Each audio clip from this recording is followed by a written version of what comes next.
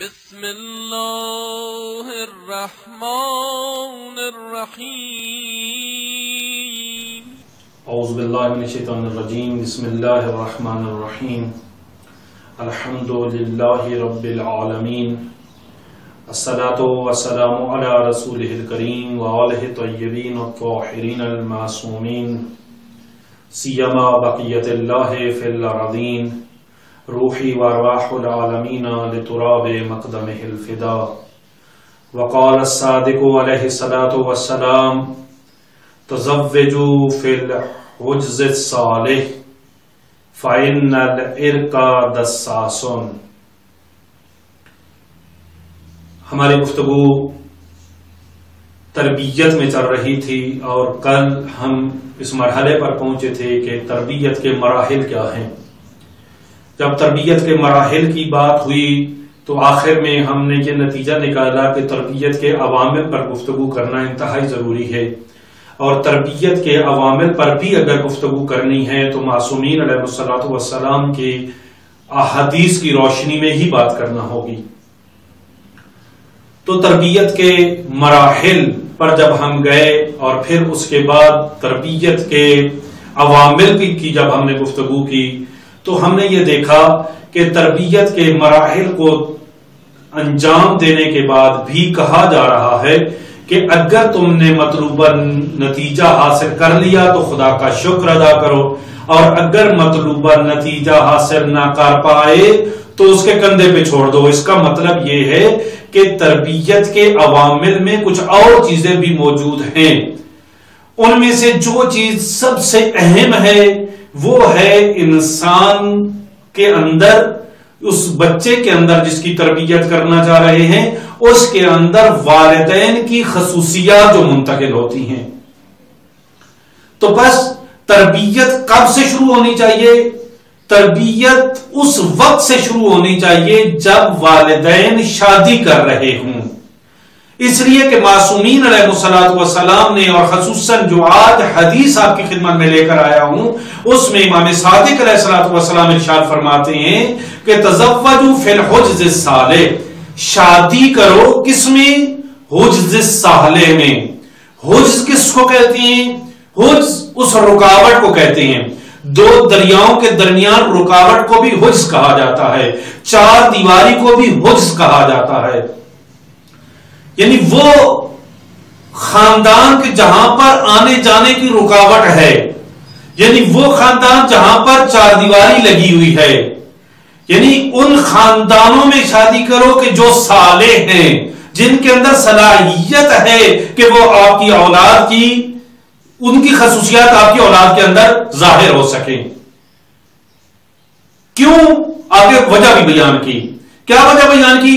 فَإِنَّ الْإِرْكَ دَسَّاسٌ، اس لیے کہ ارک جو ہوتا ہے، ارک یعنی جینز، جینز جو ہیں یہ دساس یعنی اثر انداز ہونا اور سختی سے اثر انداز ہونا، انتہائی گہرائی تک اثر انداز ہونا، اس معنی میں لفظ استعمال کیا جاتا ہے دساس۔ تو معصوم فرمانا چاہ رہے ہیں کہ اس خاندان میں شادی کرو کہ جو صالح ہو، جو نیک ہو۔ کیوں؟ اس لیے کہ جینز کے ذریعے جو خصوصیات ہیں وہ اثر انداز ہوتی ہیں اولاد میں۔ تو بس معصوم علیہ السلام یہ فرمانا چاہ رہے ہیں کہ اگر تم یہ چاہتے ہو کہ تمہاری اولاد صالح بنے تو صالح اولاد کے لیے آپ کو کیا کرنا چاہیے؟ آپ کو اچھے خاندان کا انتخاب کرنا چاہیے۔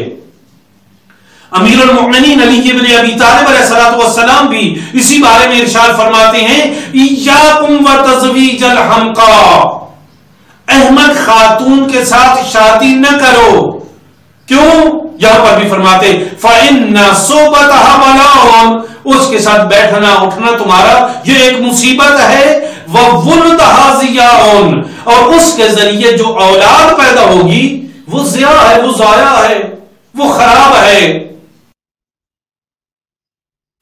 امام صادق علیہ السلام بھی ایک اور جگہ پر ارشاد فرما رہے ہیں کہ احمق کے ساتھ شادی کرو لیکن وَلَا تُزَوِّجُ الْحَمْقَى، لیکن احمق عورت کے ساتھ شادی نہ کرو۔ زوج الاحمق، شادی کرو، ولا تزوجوا الحمقاء، لیکن احمق خاتون کے ساتھ شادی نہ کرو. کیوں؟ فرماتے ہیں احمق کے ساتھ ینجبو، احمق جو ہے اس سے نجیب اولاد پیدا ہو سکتی ہے. والحمقاء لا تنجب، لیکن جو حمقاء ہوتی ہے، جو احمق خاتون ہوتی ہے، اس سے نجیب اولاد پیدا نہیں ہو سکتی.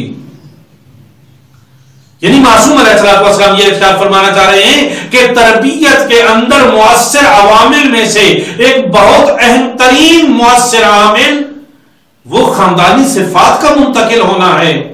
اور وہ واقعہ بھی آپ کو یاد ہوگا کہ حضرت زہرا سلام اللہ علیہا کی شہادت کے بعد جب حضرت علی ابن ابی طالب علیہ السلام دوسری شادی کرنا چاہ رہے تھے تو رسول اکرم صلی اللہ علیہ وآلہ وسلم کے اس حقیقی جانشین نے، اس حقیقی شاگرد نے اپنے بھائی عقیل سے کہا کہ میرے لیے ایک ایسے خاندان کا انتخاب کریں کہ جو بہادر ہو، جو شجاع ہو. یعنی ایک ایسے خاندان کی لڑکی سے میرا نکاح کروا دیں، میری شادی کروا دیں کہ جو خاندان کیا ہو؟ شجاع ہو، بہادر ہو.